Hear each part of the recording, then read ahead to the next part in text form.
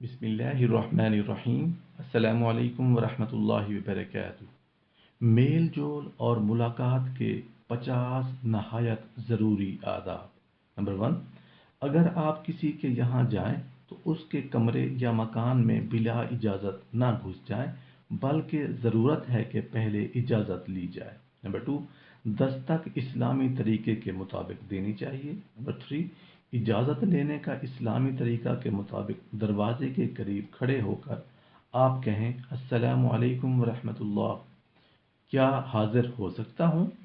Number 4، اگر جواب نہ آئے تو دوسری تیسری مرتبہ آپ اسی طرح سلام کیجئے گا۔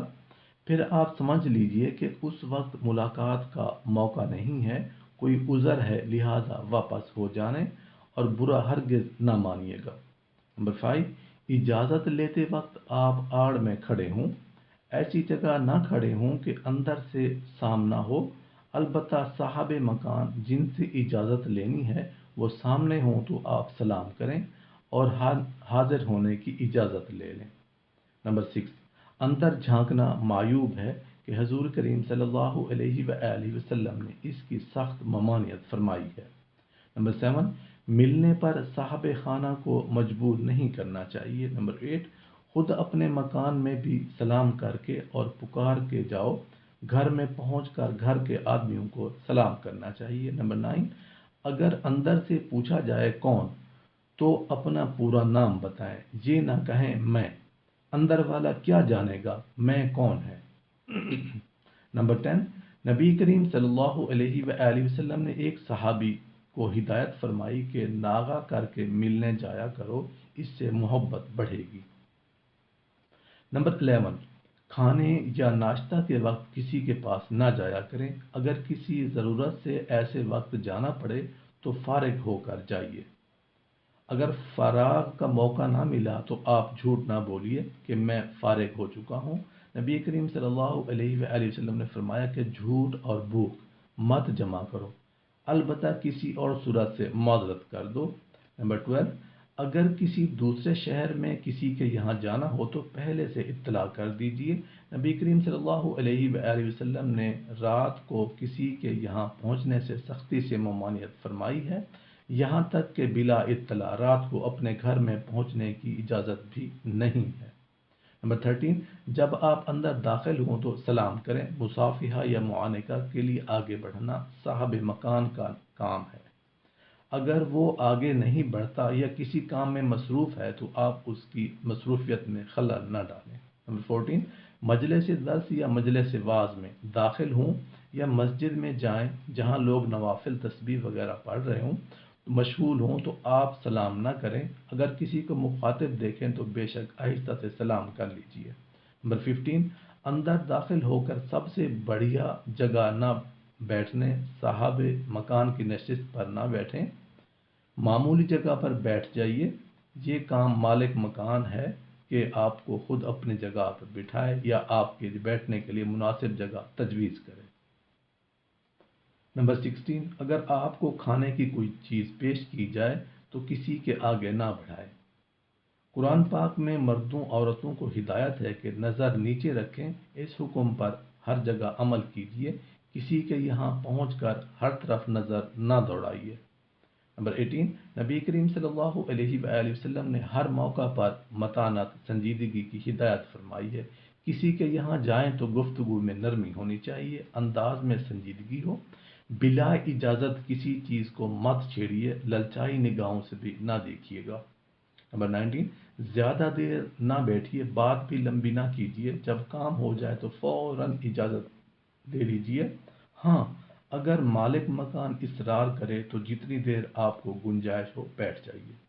نمبر 20، بچوں کی تربیت اسلامی طریقے پر ہونی چاہیے تاکہ شروع سے ہی ان باتوں کی عادت پڑ جائے۔ 21، کسی کے پاس جائے تو سلام سے یا روبرو بیٹھنے سے غرض کی اس طرح کہ آپ کو آنے کی خبر کر دیں، اور بغیر اطلاع کے آڑ میں ایسی جگہ مت بیٹھیے کہ اس کو تمہارے آنے کی خبر ہی نہ ہو، کیونکہ شاید وہ کوئی اور ایسی بات کرنا چاہے جس پر تم کو مطلع نہ کرنا چاہتا ہو۔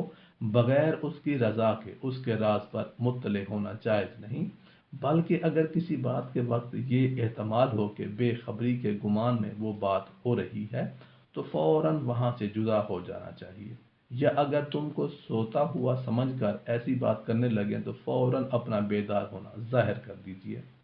22 جب کسی کے پاس ملنے یا کچھ کہنے جائیں تو اس کو کسی وجہ سے فرصت نہ ہو، مثلا قرآن کریم کی تلاوت کر رہا ہے یا وظیفہ پڑھ رہا ہے تو قصداً خلوت گاہ میں کچھ لکھ رہا ہے یا سونے کے لیے آمادہ ہے، یا قرائن سے اور کوئی ایسی حالت میں معلوم ہو جس سے غالباً اس کی طرف متوجہ ہونے سے خلل واقع ہوگا یا اس کو گرانی اور پریشانی ہوگی، ایسے وقت میں اس سے سلام کلام مت کیجیے، بلکہ یا تو چلے جائیے، اور اگر بہت ہی ضروری بات ہو تو مخاطب سے پہلے پوچھ لیا جائے کہ میں کچھ کہنا چاہتا ہوں، یا فرصت کا انتظار کیا جائے۔ 23 جب کسی کے انتظار میں بیٹھنا ہو تو ایسے موقع پر اور ایسے طور سے نہ بیٹھیے کہ اس شخص کو یہ معلوم ہو جائے کہ تم اس کا انتظار کر رہے ہو، بلکہ اس سے دور اور نگاہ سے پوشیدہ ہو کر بیٹھیے۔ 24 جو شخص کھانا کھانے یا دعوت میں جا رہا ہو یا بلایا گیا ہو اس کے ساتھ اس مقام تک نہ جائیے، کیونکہ صاحب خانہ شرما کر کھانے کی تواضع کرتا ہے اور دل اندر سے نہیں چاہتا۔ 25 پرانے شناسہ یا نئے آدمی سے سلام کے فوراً بعد اپنے نام کے ساتھ متعارف کرا دیجیے، کیونکہ بعض مرتبہ آپ بے تکلف ہو کر ملتے ہیں اور مخاطب پریشانی میں مبتلا ہو جاتا ہے اور وہ نام بھی معلوم کرتے ہوئے شرماتا ہے کیونکہ اس نے آپ کو نہیں پہچانا۔ 26 جو شخص تیزی کے ساتھ جا رہا ہو راستہ میں اس کو مسافر کے لیے مت روکیے، شاید اس کا کوئی حرج ہو، اسی طرح اس کو ایسے وقت میں کھڑا کر کے بات میں نہ لگائیے۔ 27 بعض افراد مجلس میں پہنچ کر سب سے الگ الگ مصافحہ کرتے ہیں، اگرچہ سب سے تعارف نہ ہو، اس میں بہت وقت صرف ہوتا ہے، فراغت تک تمام مجلس مشغول و پریشان ہوتی ہے۔ مناسب یہی ہے کہ جس کے پاس ملنے کے لیے آئیں صرف اسی سے ہی مصافحہ کیا جائے، البتہ اگر دوسروں سے بھی تعارف ہو تو کوئی حرج نہیں۔ 28 جب کسی سے ملنے جائیں اور تم کو کھانا کھانا منظور نہ ہو تو فوراً جاتے ہی میزبان کو اطلاع کر دی جائے۔ 29 جس سے زیادہ بے تکلفی نہ ہو اس سے ملاقات کے وقت اس کے گھر کے حالات مت معلوم کیجیے گا۔ 30 رات میں اگر اپنے ہی گھر میں دیر سے آنا ہو تو سونے والوں کا خیال رکھیے۔ حدیث مبارکہ سے ثابت ہے کہ جب آپ صلی اللہ علیہ وآلہ وسلم کے یہاں مہمان مقیم ہوتے، عشاء کے بعد اگر آپ صلی اللہ علیہ وآلہ وسلم دیر سے تشریف لاتے، چونکہ مہمان کے جاگنے اور سونے کا احتمال ہوتا ہے، اس لیے آپ صلی اللہ علیہ وآلہ وسلم سلام تو کرتے مگر اتنی آہستہ کہ اگر جاتے ہوں تو سن لیں، اگر جاگتے ہوں تو سن لیں، اور اگر سوتے ہوں تو آنکھ نہ کھل جائے۔ شب برات کو رسول اللہ صلی اللہ علیہ وآلہ وسلم بستر سے اٹھے اور خیال تھے کہ حضرت عائشہ سو رہی ہوں گی، بے چین نہ ہوں، آہستہ سے جوتے مبارک پہنے اور آہستہ سے کواڑ کھولے اور آہستہ باہر قبرستان تشریف لے گئے اور آہستہ سے ہی کواڑ بند کیے۔ کس قدر رعایت ہے کہ ایسی آواز یا کھڑکا بھی نہ کیا جس سے سونے والے اچانک گھبرا کر جاگ اٹھیں اور پریشان ہو جائیں۔ ایسے دو شخصوں کے درمیان بھی جو قصداً پاس پاس بیٹھے ہوں ان کے بیچ میں جا کر بیٹھنا بغیر اجازت کے جائز نہیں۔ 32 مجلس درس یا مجلس وعظ وغیرہ میں جہاں پر بھی جگہ مل جائے بیٹھ جائیے، لوگوں کو چھیڑ چھاڑ کر آگے نہ بڑھیے، کیونکہ حضرت جابر رضی اللہ عنہ کی روایت ہے کہ ہم جب نبی کریم صلی اللہ علیہ وآلہ وسلم کے پاس آتے تو جو شخص جس جگہ پہنچ جاتا وہاں ہی بیٹھ جاتا۔ عیادت میں مریض کے پاس زیادہ دیر نہ بیٹھیے کہ مریض کی گرانی کا سبب نہ ہو جائے، کیونکہ بعض اوقات کسی کے بیٹھنے سے مریض کو کروٹ بدلنے یا پاؤں پھیلانے میں یا بات چیت کرنے میں یا ایک گونا تکلیف ہوتا ہے، البتہ جس کے بیٹھنے سے مریض کو راحت و سکون ہو اس سے مستثنیٰ ہے۔ بیمار کے سامنے یا اس کے گھر والوں کے سامنے ایسی باتیں نہ کریں جس سے زندگی کی نا امیدی پائی جائے، نہ حق دل ٹوٹے گا، بلکہ سنت کا طریقہ یہی ہے کہ تسلی کی باتیں کی جائیں کہ انشاءاللہ سب دکھ تکلیف جاتی رہیں گی۔ 35 جو سفر کی تیاری میں مشغول ہو اس کے پاس بے وقت مت جائیے یا اس سے اتنی دیر باتیں نہ کریں کہ وہ تنگ ہو جائے یا اس سے کسی کام میں حرج واقع ہونے لگے جس سے مسافر کو مدد ملے یا اجازت دے دیں تو وہ اس سے مستثنیٰ ہے۔ किसी के पास बैठना हो तो इस कदर मिलकर ना बैठिएगा कि उसका दिल घबरा जाए, और ना इस कदर फासले से बैठिए कि बातचीत वगैरह करने में तकल्लुफ हो। 37, जब किसी के घर मेहमान जाए तो उससे किसी चीज़ की फरमाइश मत कीजिए, क्योंकि बाज़ दफ़ा चीज़ तो होती है हकीकत, मगर वक्त की बात है, मौका नहीं कि घर वाला उसको पूरी कर सके, नाहक मेज़बान को शर्मिंदगी होगी। 38, जब तुमसे कोई किसी काम के लिए कहे तो उसको सुनकर हाँ या नहीं ज़रूर ज़बान से कुछ कह देना चाहिए कि कहने वाले का दिल एक तरफ हो जाए, ताकि ऐसा ना हो कि कहने वाला तो समझे उसने सुन लिया और तुमने सुना ना हो, या वो समझे कि तुम ये काम कर दोगे और तुमको करना मंजूर ना हो, नाहक दूसरा भरोसा में रहा।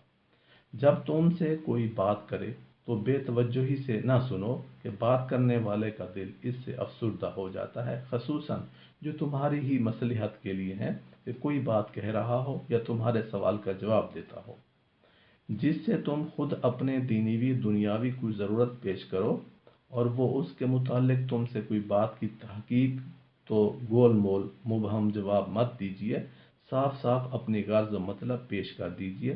तकल्लुफ़ के किनायात व इशारात का इस्तेमाल अदब और मुनासिब नहीं। बात हमेशा साफ और बेतकल्लुफ़ कह देनी चाहिए, तकलीफ़ की तमहीद वगैरह ना बांधिए। बाज़ आदमी थोड़ी बात पुकार कर ज़ोर से कहते हैं और थोड़ी बात बिल्कुल आहिस्ता के बिल्कुल ना सुनाई दे या ना तमाम सुनाई दे। दोनों सूरत में मुमकिन है कि सामे को गलत फहमी या तरद्दुद उलझन हो। बात के हर जुज़ को बहुत ही साफ कह देना चाहिए। 43, बात को अच्छी तरह तवज्जो से सुनना चाहिए और अगर कुछ शुबा रहे तो बेतकल्लुफ़ बात करने वाले से फ़ौरन दोबारा तहकीक कर लेनी चाहिए। बगैर समझे महज इज्तिहाद से अमल ना करें, क्योंकि बाज़ मरतबा गलत फहमी के साथ अमल करने से मुतकल्लिम को अजियत होती है। अगर किसी की पोशीदा बात करनी हो और वो भी उसी जगह मौजूद हो तो आंख से या हाथ से इधर इशारा मत करिएगा, नाहक उसको शुबा होगा, और ये भी जब है कि उस बात का करना शरअ से भी दुरुस्त हो, और अगर दुरुस्त ना हो तो ऐसी बात करना गुनाह है।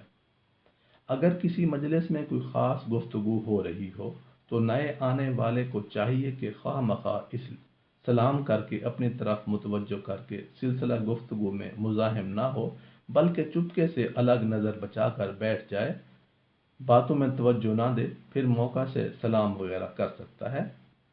46, अगर कोई ज़रूरत से लेकर किसी के पास जाए तो मौका पाकर फ़ौरन अपनी बात कह देनी चाहिए, इंतज़ार न कराइए। बल्कि लोग कह देते हैं कि मिलने की गर्ज से आए हैं, बाद में कुछ अर्ज़ कर देते हैं जिससे मेज़बान को अजियत होती है। 47, जब किसी शख्स से कोई ज़रूरत पेश करना हो जिसको पहले भी जिक्र कर चुका हो तो दोबारा पेश करने के वक्त भी पूरी बात कह देना चाहिए। मुमकिन है मुखातब को पहली बात याद ना रही हो और गलत समझ जाए या ना समझने से परेशान हो। बाज़ आदमी पीछे बैठकर खनखारते हैं ताकि खनकार की आवाज़ सुनकर ये शख्स हमको देखे और फिर हमसे बात करे। इस हरकत से सख्त अजियत होती है। इससे तो यही बेहतर है कि सामने आकर बैठ जाइए और जो कुछ कहना है कह डालिए, वरना बेहतर यही है कि उसके फारिग होने तक ऐसी जगह बैठ जाइए कि उसको आने की इत्तला भी ना हो, और वरना उससे भी मेज़बान कभी कभी परेशान हो जाता है। 49, किसी का ख़त जिसको तुम मकतूब अलैह तुम्हारा ताल्लुक ना हो मत देखिए, ना हाजिराना जैसे बाज़ आदमी लिखते हैं और करीब में बैठने वाला नज़र बचाकर कंखियों से देखता है जाता है, और ना गायबाना। इसी तरह के सामने कागजात या कुछ और रखा हो उसको उठाकर मत देखिएगा, शायद वो शख्स किसी कागज़ को तुमसे पोशीदा रखना चाहता हो, गो वो छुपा हुआ ही क्यों ना हो।